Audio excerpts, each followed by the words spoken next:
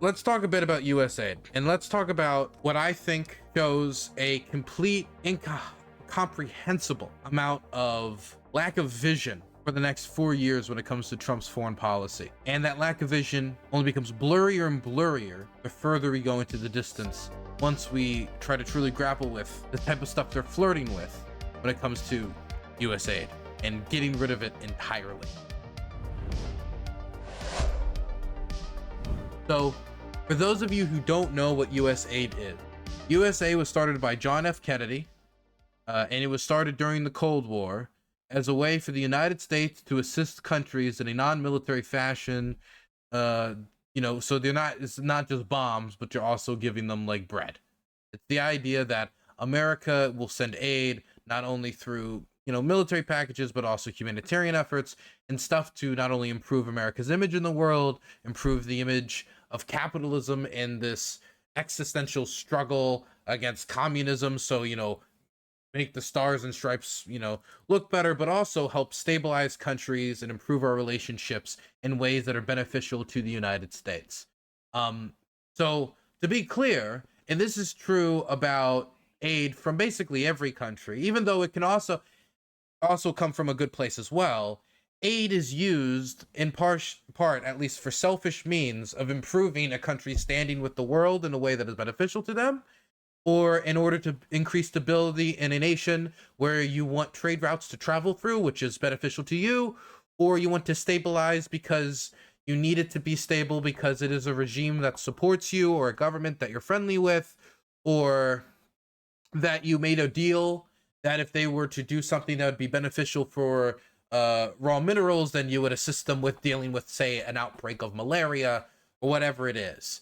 And through the Cold War, this was able to be an extension of America's soft power.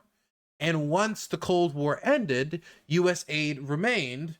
And as Soviet power retreated before collapsing, US aid kind of filled the gaps where the Soviets had left behind. Did it do a particularly fantastic job of it? It failed in a lot of ways. And also, due to its roots in the Cold War, it also meant that USAID was not only used as sometimes a extension of America's soft power or to stabilize nation states or improve America's image, but also as a apparatus in order to do more covert ops through the Central Intelligence Agency. This is something that, as far as we know, it was largely delegated to the Cold War, and it's not something that is going on like assassination attempts through USAID or something today. But it is something that is brought up a lot in order to talk about USAID as basically a CIA outlet cutout that just acts as a nefarious arm as America's, extension. And it is true that USAID 100% works in favor of U.S. interests. When I was in Ukraine, I saw USAID in locations where refugees were being gathered, providing services to people who had been displaced from the Pokrovsk area and from Soldove and from Constantinople, areas from southern Donetsk. And I saw USAID assisting them. And I saw US employed aid workers assisting them. And so I do see them doing legitimate aid work. And USAID today, it provides help with the application of medicine in many of the most destitute places in the world, with helping to get food to people who need it. It helps providing what you would imagine, aid. But because of its history in the Cold War, it has gotten an image of disdain from many on the left. Not most mainstream left, but a lot more online, you would say socialist leaning left. And because it's foreign aid, it also has gotten the ire of the isolationist and sometimes more libertarian, not all libertarians, but libertarian, isolationist leaning right wing, and now definitely the MAGA movement, who think that we have too much debt, we spend too much money, so let's elect the man who built 25% of our debt himself in his administration, and then cut off the 0.2% of our budget that is helping us gain better influence in the world. Now, is that smart? No, but of course it isn't. It's the reason people go after foreign aid like this Even though some might be going after it for actual ideological reasons of the idea that they're an anti-globalist and they want to decouple America from the world, and because they generally want that. But a lot of it is just the idea of the foreigners taking from you. The foreigner, the immigrant, the other is taking from you. They're the one taking out of your pocket. So if we could just get it out of their pocket and back into yours, then everything will be peachy keen. If we just stop spending all this money on all these foreign countries and start spending it more at home, then maybe we can solve all these issues we got. Now, there is something to be said about making sure our allies, do their defense commitments so we can make sure that our defense spending can be sustainable.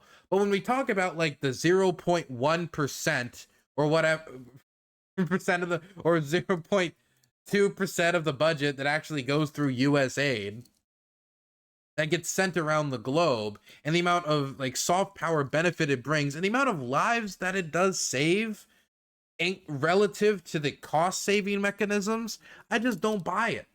I just don't buy it as an argument for cost saving, especially when Donald Trump is one of the least fiscally responsible people on the planet, and then immediately once Harris started getting good numbers on the campaign trail, started promising like any promising in a way that would make Keynes blush.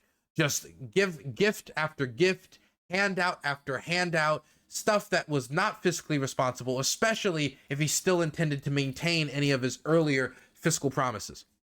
And there was no argument from the Republicans this year about that fiscal responsibility. It was not on the campaign trail. It was not a top polling issue. They just simply did not care when it comes to the issue of fiscal responsibility. You talk to the individual Republican voter, he might still care about that, but you talk to them about the amount of debt that Donald Trump ranked up during his term in office, and I mean, if they're being honest with you, they'll get uncomfortable. So I don't buy it when it comes to the idea of fiscal responsibility. Anti-globalists, like you're shutting down our influence in the world. I mean, yeah, you're untangling us in a way that will be difficult to recover. Maybe the Chinese or others will fill in the void, but the thing that scares me isn't the Chinese filling the void, honestly.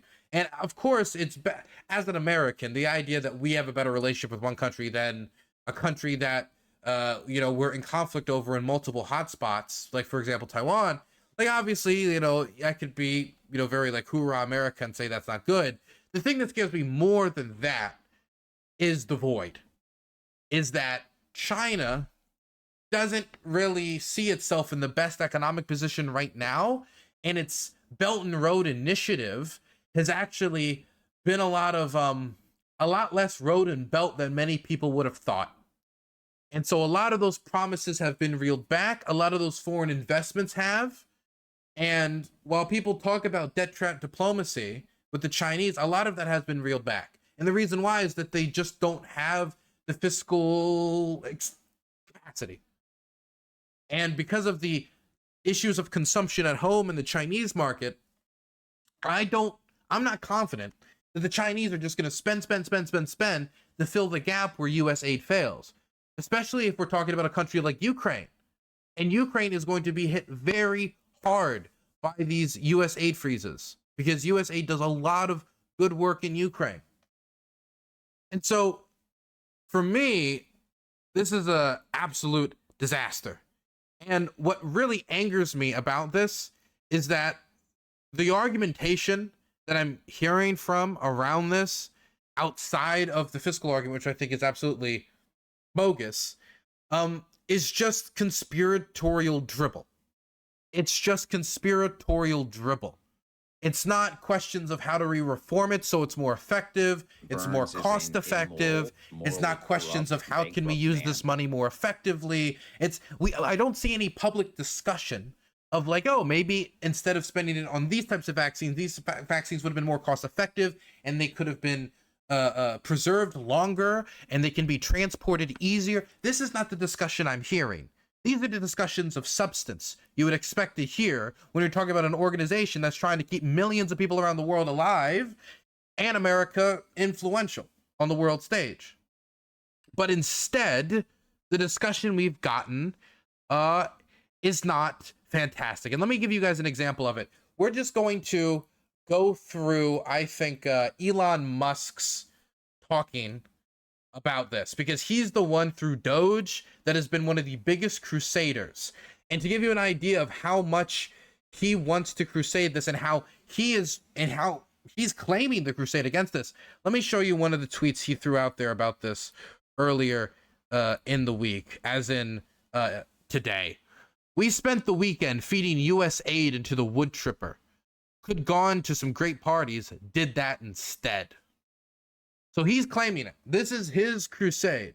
This is Musk's crusade. He's the one going in there through Doge, through this unelected, non-governmental agency that can completely freewheel and deal, made up of like very young tech bros who are getting access to some what looks like classified documents in the federal government. That's a totally other discussion.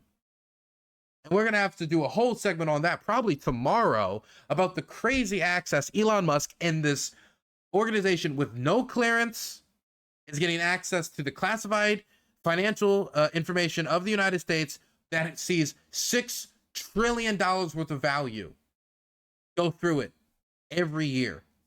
Whether we're talking about Social Security payments or any other transaction that the federal government has to go through. One of the parts of the federal government that absolutely must work, and we're giving them access to that, and access to the teenage volunteers on this Doge Commission, unelected. Nobody voted for Musk. He has access to that information, that classified information. We have to do a segment on that another day. But let me show you the logic as to why he thinks we need to chop up USAID, because Ian Miles Chong, the thought leader, put out this tweet, and he said this is exactly how the scam works of USAID. So let's read the USA grift, okay? Number one, if you want taxpayer dollars from the government, be a serial grifter like Bill Kristol. So somebody who works with government or non-governmental organizations. So NGOs and such. Bill Kristol is just used as the replacement for any person who could work in a NGO or working for some organization of that sort, I would assume, because USAID has worked with a lot of those groups. I don't know why we're using Bill Kristol here specifically. Creates an institute dedicated to defending democracy. So when people say defending democracy, and they put this in like quotation marks, it is pretty vague, and I do agree that it is vague, but this could be anything from local news outlets to like poll workers, like training them, and poll watchers, people who monitor the judicial system and training them in ways of defending civil liberties, civil rights. It could be any number of these things, but because it's vague enough and it's very vague, you can put a lot of things under that umbrella. And so it's defending democracy, huh? That could be anything from training poll watchers to funding a small news organization in a small a part of Ukraine or something. It could be any of those things. And so because of how vague it is, because it covers a whole swath of things, defending democracy became like the meme. USAID then gives you money to defend democracy. Spend a portion of what they give you on kickback to Democrat campaigns and unpaid PR, and then push their agenda domestically or internationally. And then number 4, pay yourself a salary through the institute and profit. Now, it is true that if USAID gives money to an organization, that organization might use that money to pay its employees. That's how grants to NGOs work. That's how paying employees work. If you are, evacuating civilians, those people who do the evacuations need to eat. They need fuel for their cars. They need, money to get things done. So yeah, and they also need to live. So yes, they do pay salaries for these NGOs when they work with them. I don't know why that would be crazy to pay somebody a salary for doing potentially life-threatening work, but you do you, Ian Miles Chong. You get paid to sit on your ass and tweet all day, but evacuation workers should starve, whatever. The third thing here is interesting. They give you kickbacks to Democrat campaigns and unpaid PR. This is just nonsense. This is nonsense. The idea is the money is given to these organizations in Ukraine, for example, or wherever, and then these organizations take half of that money and then give it over to Democrat campaigns, and then those Democrat campaigns spend that money, and then they will approve more aid, and the rest of the money will then be spent on the salaries of those who are doing the scheme. And that's how Elon Musk and all the rest of these people have come to the conclusion through this diatribe, this diagram that has been painted out by Neil Miles Chong, that this is a money laundering scheme.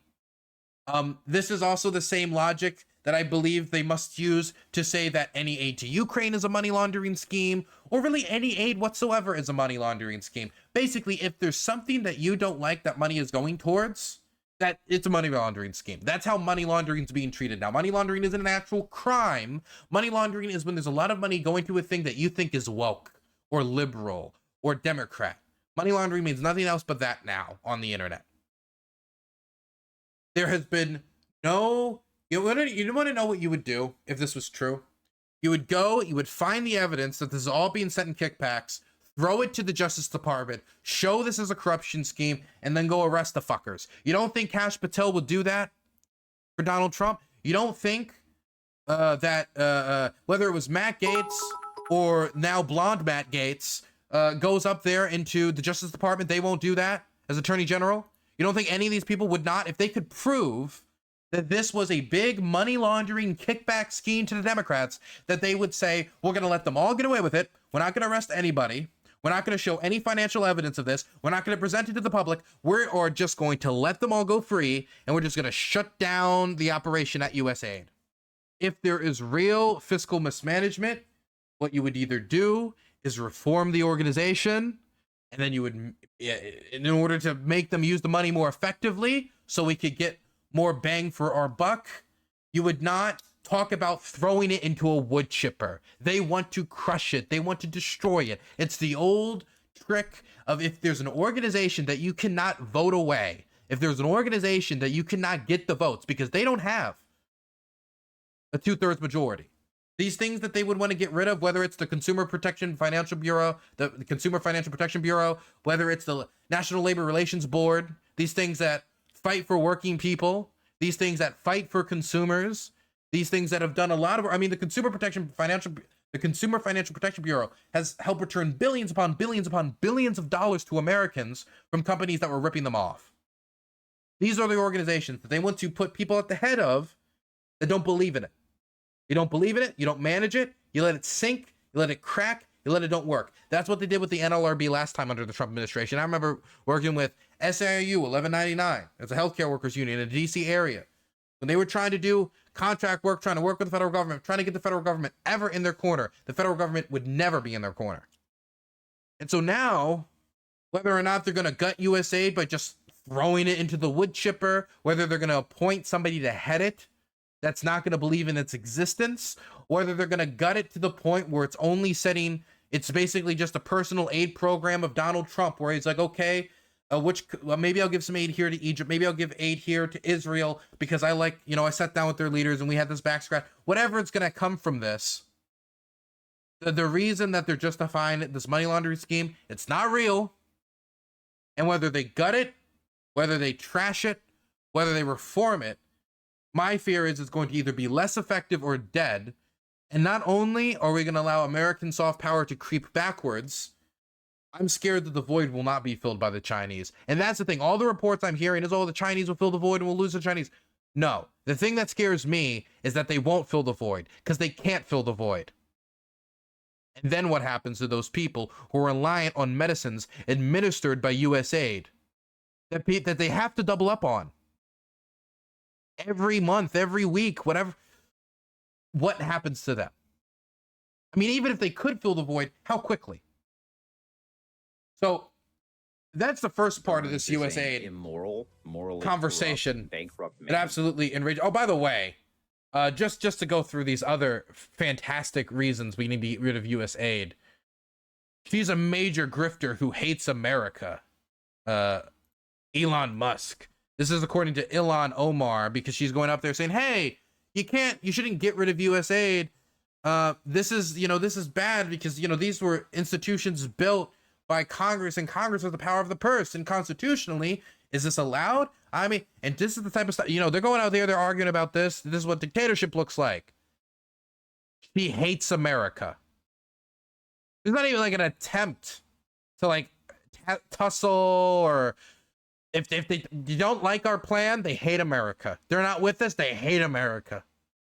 AOC is a stooge of USAID. And this is another thing. Anytime someone comes out and supports USAID, like AOC, like, well, of course AOC likes USAID. Did you know she benefited from a USAID program in college? So she could go out and learn about the world. Okay, so those who benefited from USAID are going to come to you and say, yes, I think this is a good program. Why would that be surprising? If you're going to cut SNAP benefits and then somebody comes up and says, hello, I get SNAP benefits, this is good, or hello, I've seen SNAP benefits benefit people. Yeah, of course. Those are the people you want to hear testimony of. I don't want to hear testimony from some guy who's never been near SNAP benefits, doesn't know how they work, or doesn't know how it's distributed. You would want to know and hear people who have experienced the program. Also, let me read you guys, because I want to give you guys an idea of the type of effect this is going to have. And I didn't know what program to pull back out to say, here's what USAID does. So I saw this in my feed and I let it decide for me. So this is Patron. If you don't know who Patron is a dog in Ukraine that's become very famous as Patron the rescue dog, because he identifies explosives by sniffing, and he's become very famous in Ukraine. And he has led a campaign to help inform the public about unexploded munitions, which there are obviously a lot of in Ukraine, and also specifically to inform children about unexploded munitions. Not only through Patron doing tours and like coming to kids and interacting with them, but also to the production of a TV show about Patron, where he goes around and informs the public and the kids through the different episodes about, and I know this is sad, but it's also the truth of just living in a country like Ukraine right now, informs the kids of different types of explosives to look out for. And you'll also see these billboards if you go into any major population center that shows different types of explosives animated in certain ways to catch the eye, so you know, like, and it, you know, this is bad, look out for this. And Patron has been part of that campaign, and he wanted to talk about what USAID had done for this campaign. While Elon Musk, using his position in this world, criticizes the work of USAID. By the way, they manage the account in character, so this is supposed to be Patron tweeting. While Elon Musk uses his position in the world, criticizes the work of USAID, I want to thank everybody who has supported my efforts in educating children about the dangers of landmines. My cartoons, comic books, and books were all made with the support of USAID. Sorry about everything. Folded hands, light skin tone, United States, Ukraine, flexed biceps, light skin tone. Light skin tone. Thank you for the 20. I appreciate it. And why? One little girl was walking with her father to the dumpster. He noticed a box nearby and was about to touch it. She warned him not to because it could contain explosives. Where did she learn that? I told her about my cartoons. By the way, dozens of children in Ukraine have been injured by such surprises. Together with USAID, we have saved hundreds, maybe even thousands of children. Yes, it was just a cartoon, but here I want to express my gratitude to all the American citizens who pay taxes. You have saved many children because of this. I don't know if I can continue creating, but my heart is filled only with gratitude to the people who made this possible. Thank you, USAID, Ukraine. Now, I think I should at least play the intro of the Patron cartoon. I think that would only be fair to show you guys exactly what the money went to.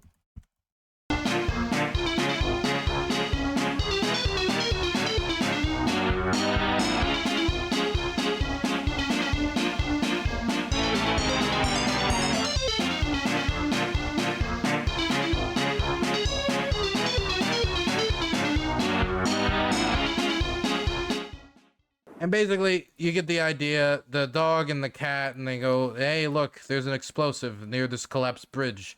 Let's not mess with this explosive. Let's not mess with any of this explosive. Get away from it. And that's the gimmick. That's the gimmick. And they do that. And, you know, it actually got 4.3 million views. That's a lot. And when you think Ukraine is a country of 44 million people, a lot of those people displaced. How many of those, you know, people are children? 4.3 million views. That's a lot, and that's on one episode. That's not talking about the billboards. That's not talking about the other episodes that's been released, or if it was carried on any other platforms outside of YouTube. So not all the children saw it, but a lot of children saw it. And so I think that helping Ukrainian children not blow up was a good use of USAID It improved the image of the United States. It saved lives, supported an American ally, helped with the stabilization of Europe, and was a good use of our funds. And I also think that the more we experiment with projects like this, the better it gets. There's a lot of science when it comes to mine identification technology, when people are trying to experiment with things like ground penetrating radar and the use of drones to identify mines and such like that. Like, the more you develop this, the better it'll be for future conflicts and future endeavors. The more we know how to develop media campaigns to reach children about unexploded mines, the more useful it'll be on other parts of the world that are affected, like Libya or Cambodia or wherever.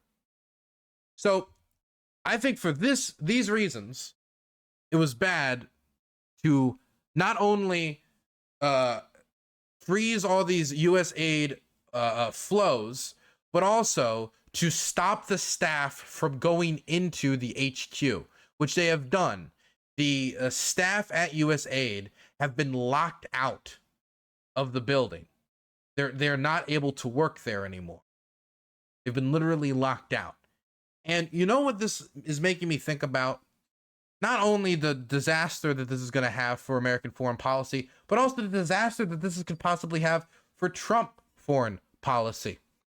Let me just give you an example of this, because Trump is picking people like Darren Beatty. These are people who are going out there and repeating Russian talking points about the invasion of Ukraine. These are people who I do not believe should be in these positions to advise him.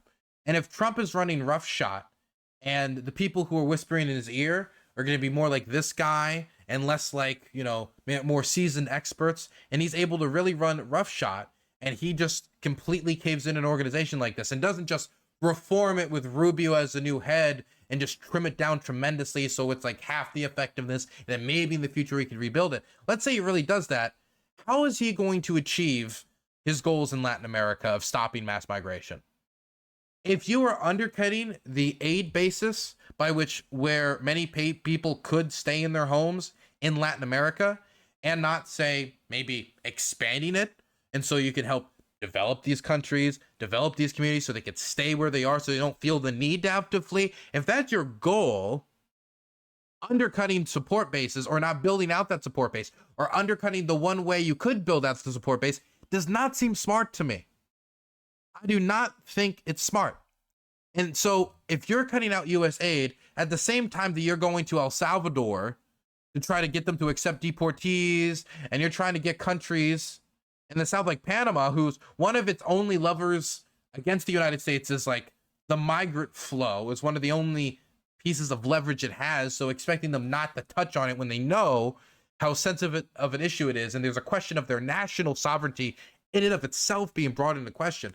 It's not smart. And if you want to stop mass migration as natural disasters are intensifying due to climate change, if you want to stop mass migration in countries that are destabilized, you've got to deal with the problem at the source. If you just deal with the problem anytime it gets to your borders, like, I'm sorry, if you're going to get in a fight with a dad trying to save his kids by getting them over the border into the United States, that dad's going to win a fight, like, at least half the time, man. They're going to find some way to get in. You can build a full wall. You can have helicopters patrolling. You can do whatever you want. The majority of people who are here illegally at this point are here from visa overstays. They're going to find ways to get in, whether it's tunnels, whether it's paying better and better coyotes, whatever it is. They're going to find a way to get in. If you make the option the United States or destabilized chaos, death, destruction, and gang violence, they're going to find a way. And if they don't, then we're going to have a lot of bodies on the southern side of the border. And it will be a tragedy in and of itself. It makes more sense to deal with the issue at its source so that by the time people come to the border, it's going to be less of an issue. And instead of 10,000 people, maybe it'll be 2,000 people. But this type of long-sighted foreign policy, looking into the future, I don't think this is possible of the Trump administration. And I don't think they understand exactly what they're undercutting or what this mechanism even does for the United States, because Elon Musk sure doesn't. And if he's letting that billionaire run roughshod, this unelected oligarch run roughshod over U.S. agencies, accessing classified information, then him throwing it into the wood chipper, I mean, is that really all that surprising? It's just a question of whether Democrats can try to save it. I mean, I see like Senator Chris Van Hollen and others outside trying to do something to bring some attention to it, but right now it looks like it might be in the hands of Marco Rubio and the Trump administration, because I mean, they control the House, they control the Senate, and they control the executive branch. While they don't have the complete power of the purse without a 2/3 majority, they seem to be perfectly willing to try to find a way around that anyway.